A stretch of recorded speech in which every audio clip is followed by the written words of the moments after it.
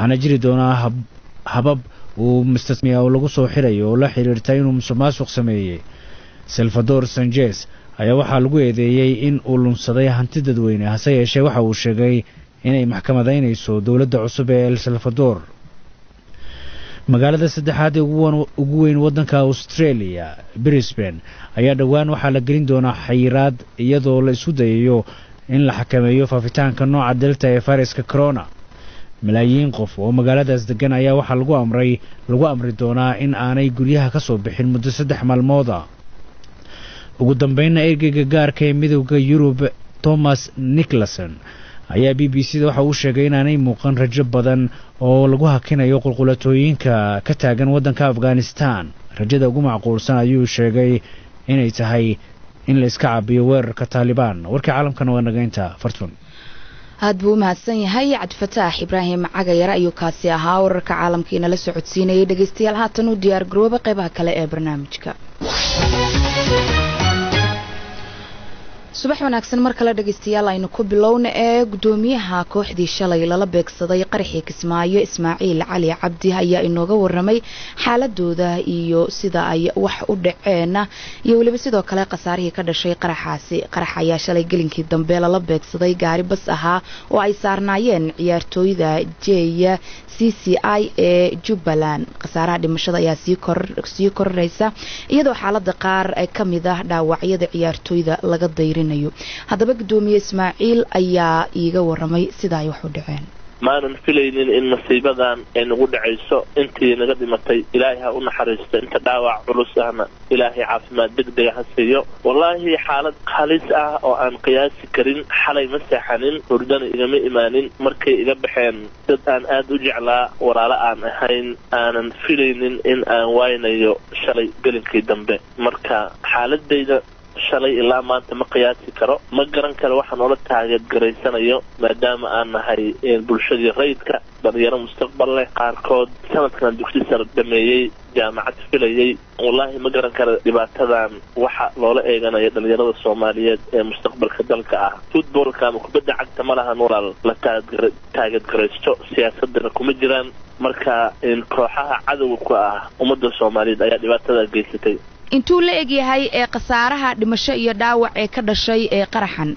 gaaridii kooxda ay lahayd baa halkaa ku burburay, laakiin waxaa anaga gaariga nooga muhiimsanaa ciyaaryahanadii kooxda. waxaa sidoo kale naga dhintay darawalkii kooxda oo kooxda darawalkeedii qaaska ahaa, ciyaaryahano aada muhiim noogu ah. shalay waxaan joognay darawalkii iyo hal ciyaaryahan. xalay xilli dambena waxaa go-ay ciyaaryahan kale. waxaa sidoo kale hadda xaaladooda dhakhaatiirta ay aada uga dheeranaysaa 2 ciyaaryahan oo aan la xiriiray markaan saakay waagi u barya. falkaasi weerarka ah yaa ku tuhmaysaan? wallaahi cid aan ku tuhmayno ma garanayo. cid geysatana waxaan filaynaa insha Allah baaritaan ay dawladda wado wixii ka soo baxa un baan ogaanaynaa. laakiin ma garan karno, annaga football ciyaaryahanaan nahay, koox kubadda cagta dheelaan nahay. marka cidda na taageergaraysatay waxaan ku tilmaamo oo aan garan kara ma lahan.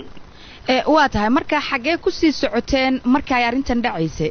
qofka kaliya ee u dambeeyey inuu gaadiidka raaca fuulo uu doonaa anigu ahaa. markaan tallaabadii u dambeysay u jirtay gaarigii wuu qarxay.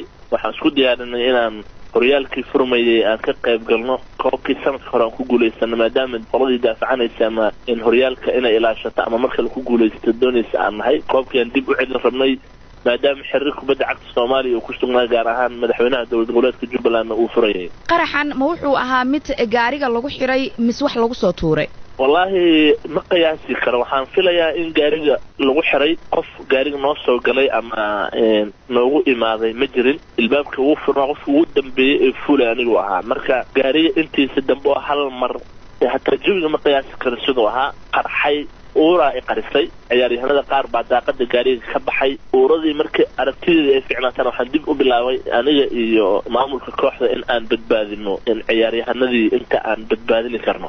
waa tahay marka tirada rasmiga ah ee dhaawaca iyo dhimashada ah ma inoo kala xaqiijin kartaa? tirada dhimashada waa 3 qof, hal darawalkii iyo 2 ciyaaryahan.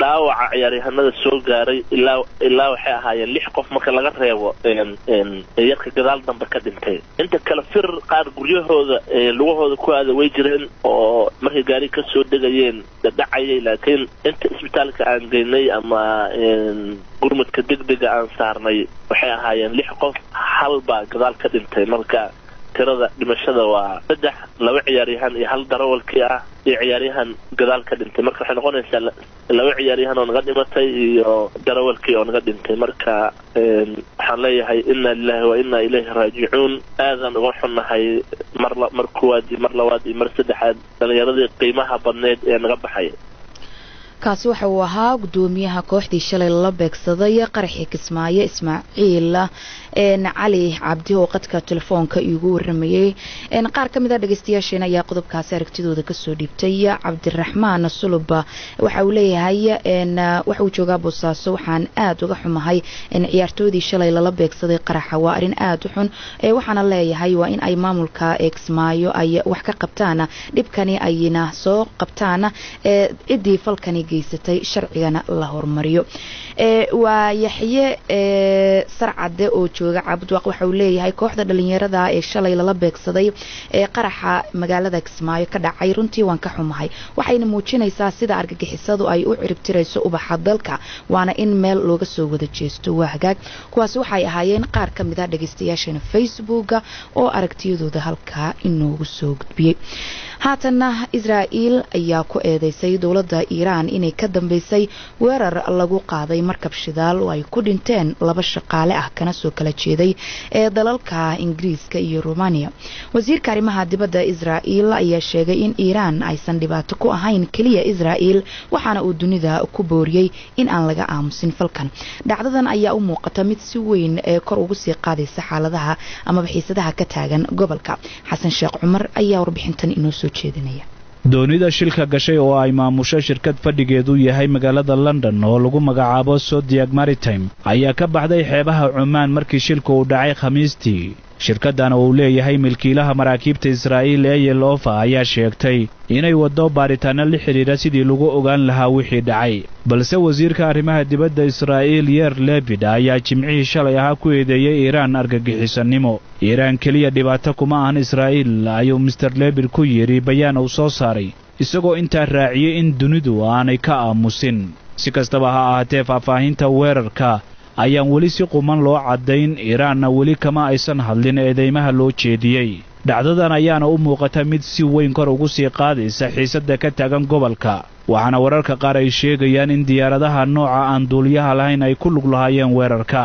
afayeen u hadlay dawladda UK ayaa sheegay in sidoo kale ay isku dayayaan in iyaguna ay si degdeg ah u xaqiijiyaan sida ay wax u dhaceen waxaana warka ka soo baxay dawladda Britain tacsi loogu diray ehelada muwaadinkii Ingiriiska ah ee ku dhintay shilkaasi ka dhacay xeebaha Oman waxa kaloo lagu sheegay qoraalka ka soo baxay dawladda Ingiriiska in ay muhiim tahay in maraakiibta loo ogolaado inay si xor ah u socdaan oo waafaqsan sharciga caalamiga qoraal baraha bulshada ay ku faafisay jimcihii shirkadda Zodiac Maritime ayaa waxay ku dhawaaqday dhimashada 2 qof waxaana ay ku sheegtay arrintaasi murugo weyn inta la og yahay ma jiraan wax dhaawacyo ah oo ka dhashay weerarka lagu qaaday doonta shirkadda doontan iskale waxa ay sheegtay in hadda gacanta shaqaalaheedu uu ku jiro markabkaasi oo uu ku sii jeedo meel ammaan ah oo ay la socdaan ciidamada badda ee Mareykanka mas'uuliyiinta howlaha ganacsiga badaha ee UK-na waxa ay sheegeen inay baarayaan dhacdadan oo ka dhacday meel u dhow jasiiradda Oman ee Masriya waxayna xaqiijiyeen in ciidamada isbahaysigu ay caawinayaan markabkaas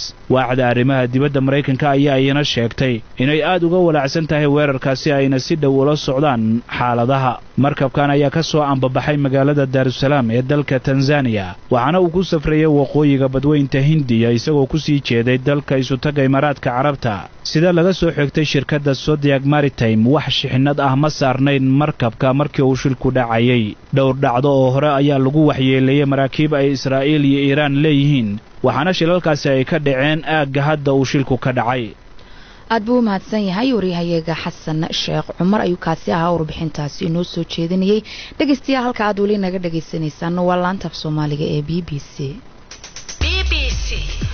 waxaad ka heli kartaa wararkii ugu dambeeyay ee Soomaaliya iyo caalamka oo dhan maalin walba in ka badan 400,000 oo talaalka COVID-19 ayaa shalay la soo gaarsiiyay dalka Kenya taasi oo qayb ka ah deeq ay bixinayso dawladda UK. Talaabadan ayaa qayb ka ah ama talaaladan ayaa qayb ka ah dheeraadka UK u dirto dalalka saboolka ah. xogayaha arrimaha dibadda ee Britain ayaa ugu baaqaya wadamada kale in ay ku biiraan deeqaha talaalada si loo caawiyo ummadaha nugul ee la tacaalaya mawjadaha saddexaad iyo afraad ee cudurkan. warbixintaasi waxaa eegaya oo haatanba stuudiyaha igula sugan Cabdifataax Ibraahim Cageere.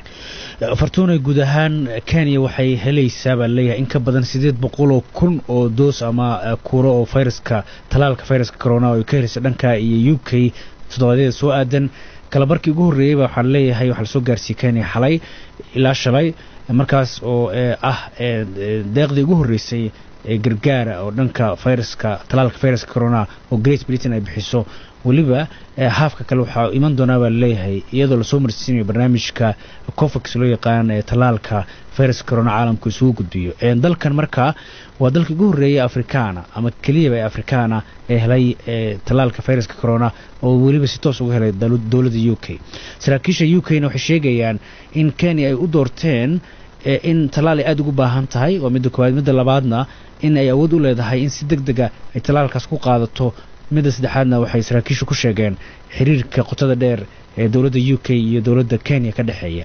Guyana iyo Belize ayaa waxay ahaayeen dalalkii ugu horeeyay Latin America ku yaal ee hela talaalkaasi deeqda.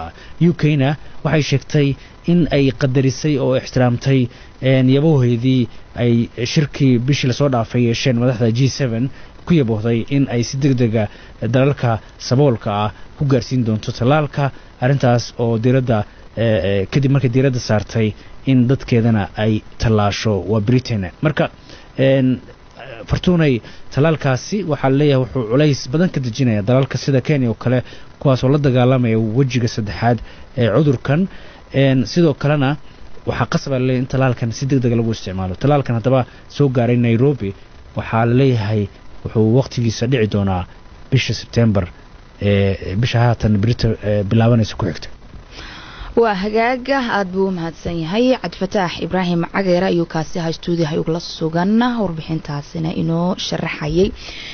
haatanna magaalada Minneapolis ee gobolka Minnesota ee dalkaasi Mareykanka oo Soomaali badan ay ku nool yihiin ayaa waxa ka jirta koror ku yimid kirada guryaha sanadihii ugu dambeeyay. magaaladaasi gudaheeda waxa ku batay dadka aan guryaha haysan oo cooshado ee ka dhista marba meel. qiimaha guryaha ayaa aad u kordhay.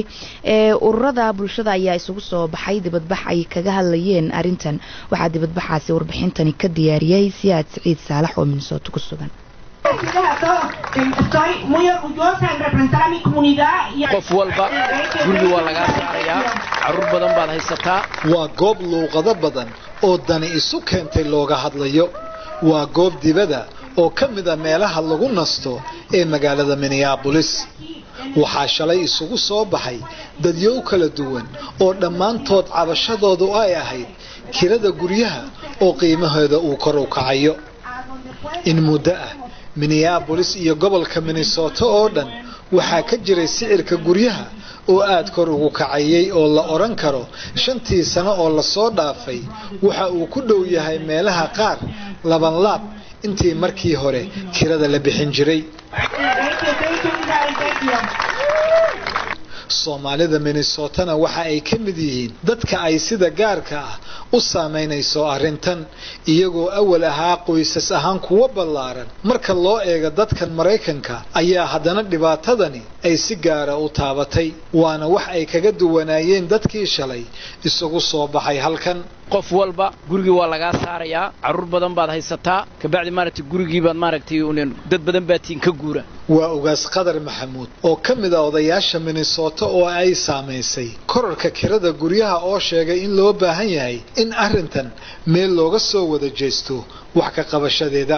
marka waxa loo baahan yahay community-ga in maaragtay guryaha rentiga lagu dalacayo haddana aynu guryo NF ahayn in maaragtay guryahana dadka loo kordhiyo oo dadku maaragtay guryaha ku filan ay helaan rentigana ay ku beesgareysan yahay wax macquula oo mar walba la iskaga dalacaynin marka insha Allah waxaan doonaynaa community ahaan inaan ka qayb qaadano si community-geena xuquuqda ay xaq u leeyihiin sidaan uga hadli lahayn Yusra Carab waxay muddo 4 sano ka shaqeynaysay mid ka mid ah xafiisyada golaha deegaanka ee magaalada Minneapolis waxa ayna ka warantay wixii ay arki jirtay waxa ugu weyn ay dadku imaan jireen xafiisku wuxuu ahaan jiray guryaha aan noqoto landlord si khalada kula dhaqmaya aan noqoto adoo inta section 8 voucher heshay lagu yiraahdo dhowr bilood baad haysataa ee guri hal guri oo aqbalayo within the 13 wards within Minneapolis ma jiro marka waxay ku kalifaysaa inaad meel fog u guurto haddana de kiradina korba u baxaysa dadkii lacag ma hayaan oo covid iyo dhibkiina soo gaaray last year Cabdi Jiracay Daruus oo khudbad isaguna kulankan ka jeediyay ayaa la hadlay dadkii dibadbaxan ka maqnaa oo iyagu awooda kirada inay iska bixiyaan hawsha hadda hore ka hadalnay waxa way hawl oo aad muhiimsan because waxa way hawshan a lot of community members kana dad badan oo community ku jirno face garanayo even adiga hadeen culayskaas ku haynin dad kale u haya laakiin wali waxa laga rabaa dhibaatada walaalkaada inaad ka shaqaysid ilaa ajru ka siina wali qof oo dhibaataas ka saaraysa biidin la dad badan iyo familiyaal badan jiro oo guriyashooda laga bornayo myself as a school teacher waxa arkay ardayaal badan oo every year ku dhaco homelessness or displacement Mahdi Mujahid Nur oo kamid ah dadka arimaha bulshada ka shaqeeya ayaa qaba in arintani ay tahay dagaal lagu soo qaaday dadka tabarta daran ayna wadaan hantiilayaashu badashayna halhayskii caanka baxay ee Minnesota Nice waxa soo baxay saad ogtihiin xilligii Donald Trump meesha uu yimid guriga baa soo baxay dadka maxay tahay guryahooda ku dul iibsaday marka guriga adigoo degan ayaa lagu dul iibsanaya shirkad baa guriga lahayd shirkadii baa la heshiinaya shirkadda koray ka maamusha laakiin maamulka kale waxa iska leh dad maal qabeena iska leh guriga aad ku deganeed $100 waxa arkaysaa asigoo 2,000 maalinta cagacageynaya haddii lagu arko xogo caruura meelaha ororday waxa la leeyahay adigu meeshaad ka badatay ina ka baxda dan waxa dhacay dad badan oo family ah oo ku dhacay guri la'aan oo homeless noqday ayaa ku jira haddaad ogaan jirteen Minnesota in ay dadka soo dhawayso oo guryo ay ka hesho caafimaad ay ka hesho way isbedeshay hadda shaaraciyada aad martaan waxa arkaysaa family ama dhalinyaro homeless oo darbiyada jiifa maxaa ku galafay kiradii bay iska bixin waayeen codkaasi waxa uu ugu dambeeyay warbixintii siyaad uu inooga soo diray Minnesota waa hagaag dhageystayaal halka aad weli naga dhageysanaysan waa laanta af Soomaaliga ee BBC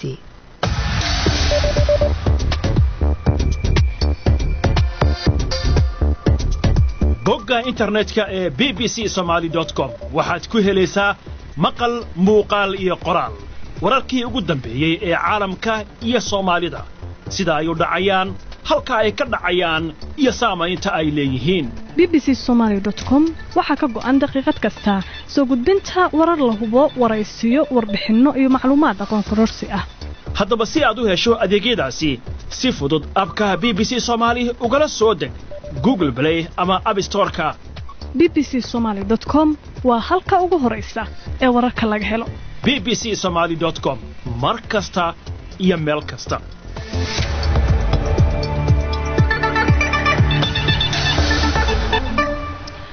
waa hagaaga wali BBC ayaad naga dhageysanaysaan iyo barnaamijkeeni subaxnimo ciyaarihii iyo waliba sidoo kale warbixino kale ayaa inoo soo socda haatanse waxaa hadda laga joogaa 2 toddobaatan iyo markii dalka Koonfur Afrika ay ka dhaceen rabshado bilqaysi iyo dab ee la qabadsiinayay goobaha qaar in ka badan 300 oo qof ayaa ku dhimatay muddo toddobaad ah oo ay rabshado socdeen taasi oo ka dhalatay go'aan maxkamadeed oo xabsi lagu dhigay madaxweynihii hore ee dalkaasi Jacob Zuma wariyaha Afrika Andrew Hardin ayaa dib ugu laabtay Durban oo ah magaalo dekedeedtii ayaa ka dhacday fowdadii ugu xumeyd warbixintan oo uu ka diyaariyayna waxa soo jeedinaysa Kowtar Maxamed Cabdilaahi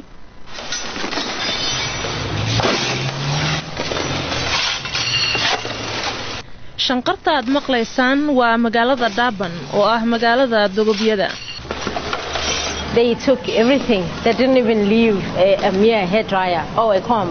wax walba way qaateen xitaa ma aysan dhaafin fooneeye ama shanlo wax walba waxa la qaatay hal maalin. Everything was taken in one day. Don Shabalala oo ah ganacsato ayaa i tusinaysa burburka 4 dukaan oo yaryar oo ay halkan ku lahayd. I had 12 staff members. I can't afford to pay them. I don't know where is this country going to. Waxaan leeyahay 12 shaqaale ah. Ma awoodin in aan siiyo mushahar. Waayo lacagtaasi ma hayo. Because I don't have the funds myself.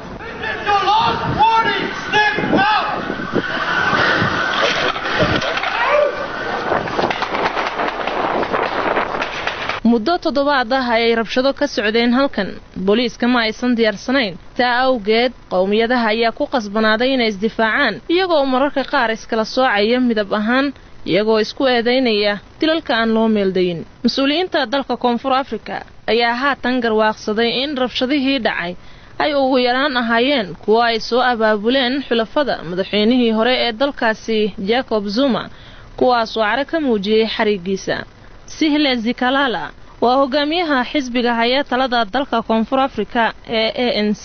It started as a mobilization around the former president. It was deliberately started, orchestrated. waxay markii koowaad ku bilaabatay abaabul uu sameeyay madaxweynihii hore kaasoo si ula kac ah u sameeyay iskuuna dubriday laakiin markaa kadib waxay noqotay mid aan la xakameyn karin iyadoo ay qayb ka noqdeen dad dambiilayaal ah iyo kuwa doonaya inay majaxaabiyaan qaranka. And had element of criminality and element of undermining the state.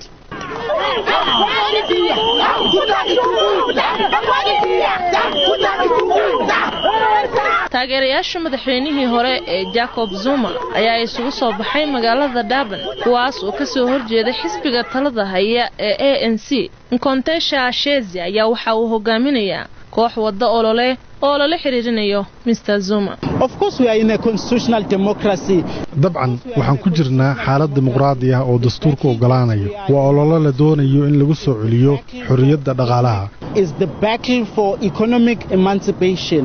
Hogaamiyaha kooxdaasi wada ololaha mar wax laga weydiiyay dilalka iyo dagaalada ayaa waxa uu ku jawaabay sidatan. The black majority who went to malls and everywhere to loot. They were carrying no spears. Badana dadka madowga ee suuqyada waaweyn boobayay ma aysan wadan waramo ama qoryo wax lagu dhaco balse waxay noqdeen dad dhibanayaal ah oo la toogtay iyadoo dadka sidaas sameynayana ay ku marsiisanayeen inay ilaalinayaan hantidooda gaarka ah. Victims of people who were shooting them in the name of protecting private property. shaki kuma jiro in sinaan la'aanta iyo walaaca uu wiiqay hay'adaha dawladda ay qayb weyn ka qaateen fawdada halkan ka jirta.